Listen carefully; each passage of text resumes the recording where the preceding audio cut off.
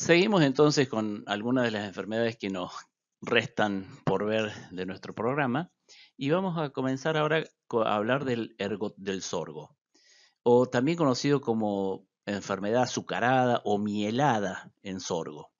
Ustedes ven allí una panoja de sorgo y esas gotas de miel que está produciendo, que se hacen sobre algunos de los granos, es el síntoma más característico de esta enfermedad y la que le da el nombre, ¿no es cierto?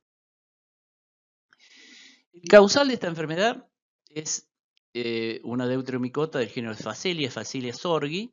Su telemorfo es Clavipses africana.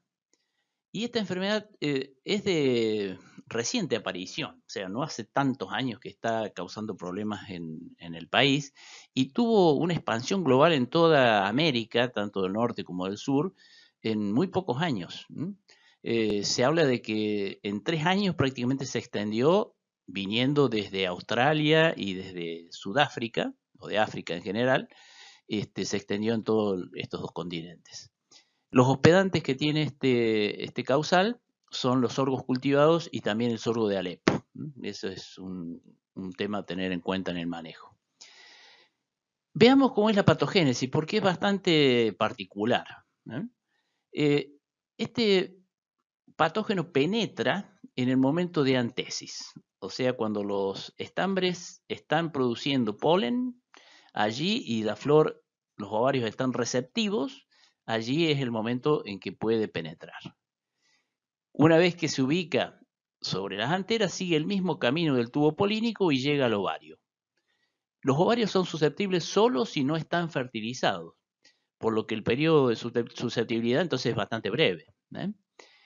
Y una vez que llegó al ovario, el micelio crece en él y forma una masa de micelio blanco dentro del ovario. Esa masa de micelio se llama sfacelio y se puede observar en un periodo cortito, ¿no es cierto? Porque rápidamente va a empezar a producir la mielada, eh, apareciendo entre las glumas, o sea, uno puede observarlo apareciendo entre las glumas. El esfacelio produce luego una abundante secreción azucarada, que es la mielada que hemos visto recién, y en esa mielada se encuentran muchos conidios, que en este caso son de dos tamaños, macro y microconidios del causal.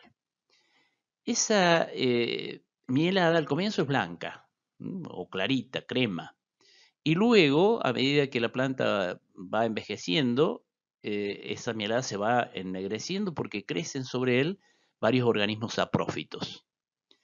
En otras especies del género Clavipses, especialmente en Clavice purpúrea, causal del cornezuelo del centeno y de otras gramíneas, se producen esclerotos.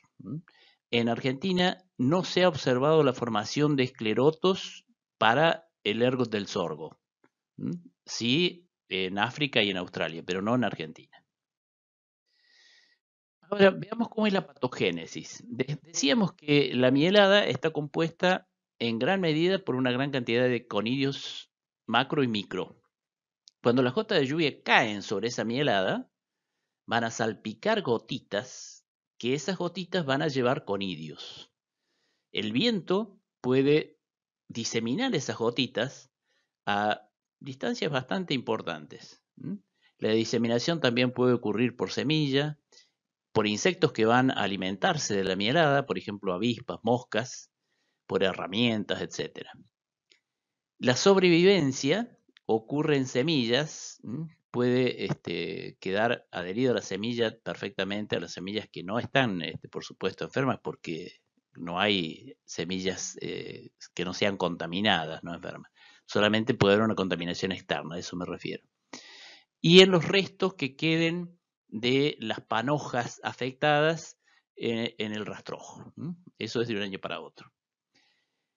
Cualquier condición que atrase la fecundación, por ejemplo, si en la época inmediatamente anterior, 2 o 3 semanas, a la floración, las temperaturas nocturnas son muy bajas, el sorgo ustedes saben que es un cultivo de verano, si llegan a ser temperaturas bajas, se atrasa la emisión de los estambres y la maduración del polen. Eso hace que se atrase el periodo, que se alargue el periodo de fecundación. y por supuesto le da más oportunidades de penetración al patógeno.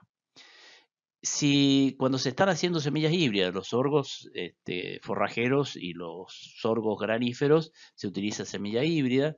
Si se está haciendo semilla híbrida y no hay una concordancia perfecta entre la floración de los parentales y el macho demora en florecer respecto a la hembra, y va a haber también allí un periodo alargado de fecundación que favorece la posibilidad de esta enfermedad. Allí tenemos una foto con más detalle de la mielada.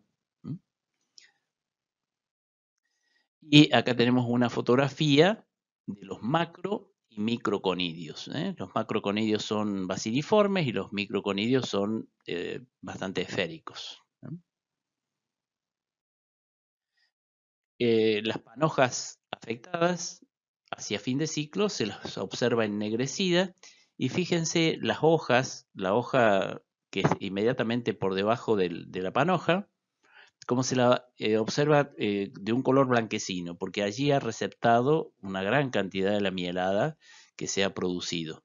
Y bueno, si nosotros hacemos un preparado allí en esa panoja ya envejecida, nos vamos a encontrar con los conidios propios de Phacelia, pero también con los conidios de los contaminantes. Nos viene bien esto para que repasemos un poquito esto de que los conidios tienen formas muy diversas, propias de cada especie. Y fíjense que aquí están puestos los conidios de Cerebella, enseguida van a ver por qué se llama esto, que son conidios más o menos redondeados con tabiques en los dos sentidos.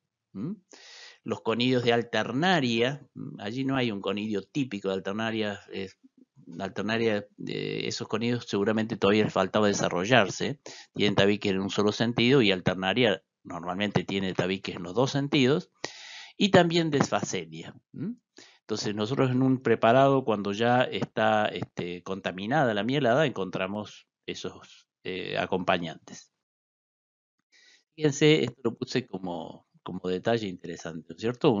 Una semilla de sorgo afectada, un grano, y creció cerebela, por esto se le da el nombre de cerebela, ¿no es cierto? Forma una serie de estromas que toman esta forma de cerebro, y que sobre ella fructifica este hongo, un saprófito.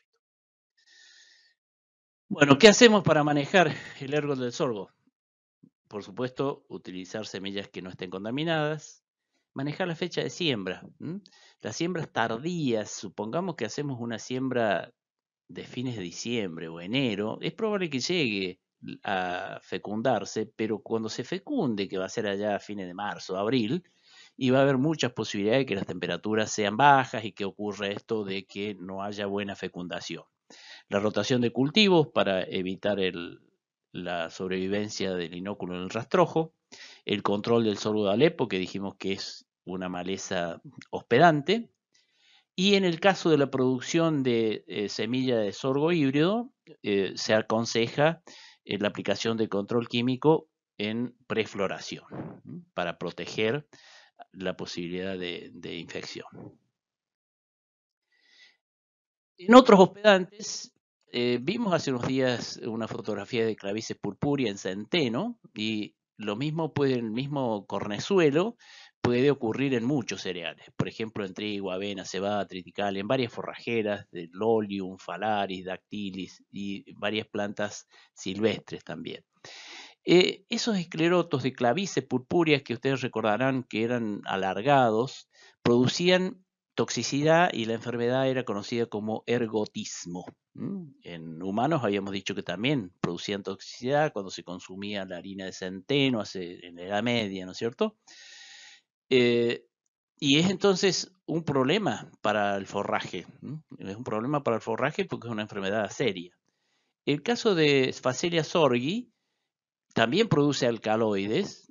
Dijimos que no se producen los esclerotos en el país. Ahora sí hay unas masas pseudoesclerotos, unas masas de micelio, ese facelio que dijimos que estaba en el interior de los granos se transforma en esas masas, y esas masas tienen alcaloides, pero estos alcaloides no son tóxicos y por ello entonces se dice que la denominación de ergot, que viene de ergotismo, la enfermedad, no resulta apropiada para el caso de la enfermedad en el sorgo.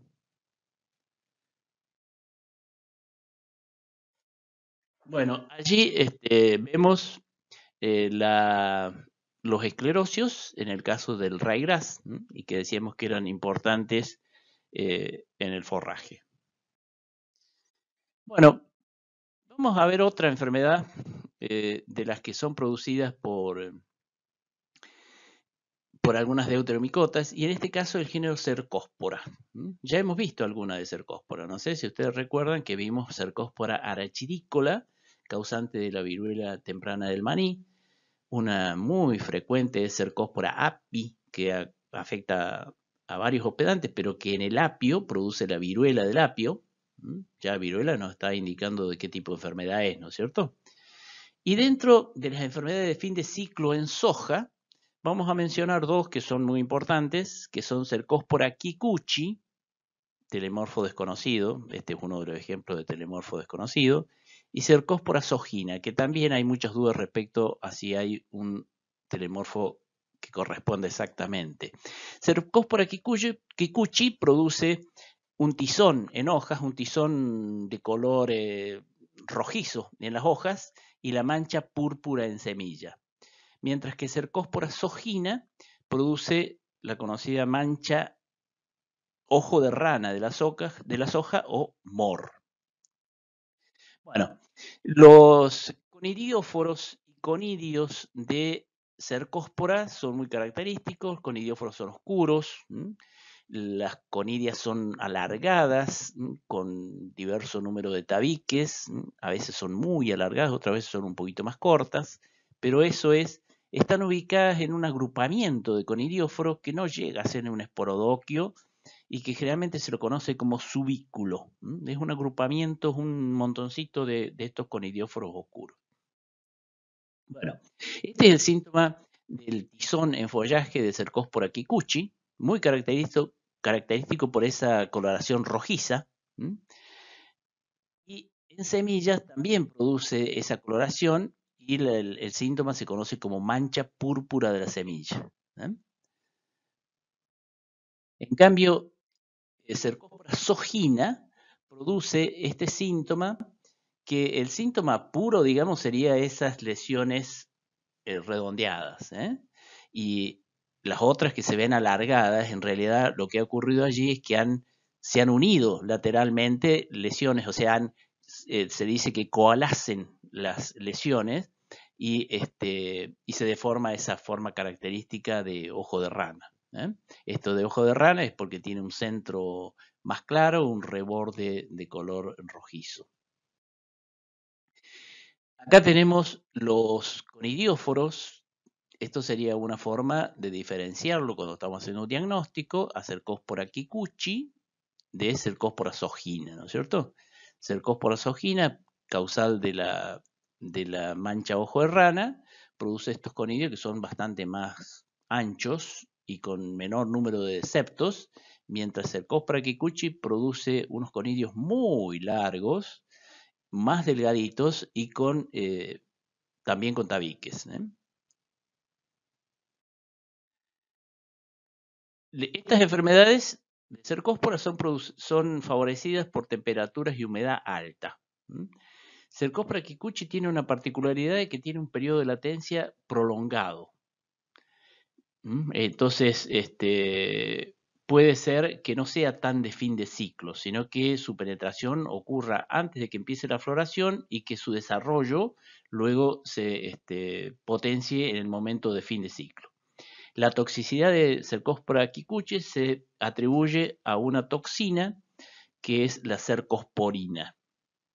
Sobreviven en restos de plantas afectadas y en semillas. Los conidios son diseminados principalmente por las salpicaduras de la lluvia y el viento que arrastra las gotitas, como hemos visto en otros casos, y también por semillas, y tienen penetración directa, son organismos hemibiótrofos. El manejo en el caso de las cercósporas que afectan a la soja, rotación de cultivos porque sobreviven en el rastrojo. La rotación es preferible hacerla con cereales porque también va a haber allí una ventaja en lo que es fertilidad. El manejo adecuado se refería anteriormente a que se enterraban los rastrojos. Ahora ya con la siembra directa eso no se hace más, ¿no es cierto? Usar semillas libres del patógeno, utilizar curas semillas, porque muchas veces estos patógenos están presentes en la semilla a pesar de que nosotros no observemos sobre ellas síntomas, ¿no es cierto? Una cosa importante en el manejo de las enfermedades en general es el monitoreo continuo, ¿no es cierto? En el caso de las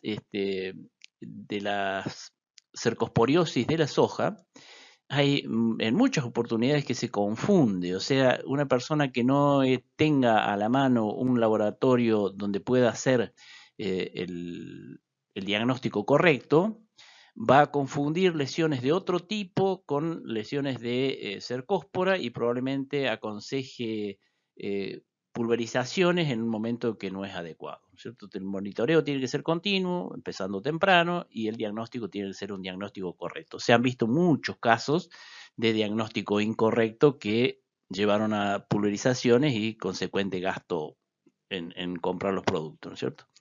Variedades resistentes y fungicidas foliares que se aconsejan en general para el control de todas las enfermedades de fin de ciclo, pero por supuesto siempre eso ligado a un monitoreo de todas las enfermedades de fin de ciclo.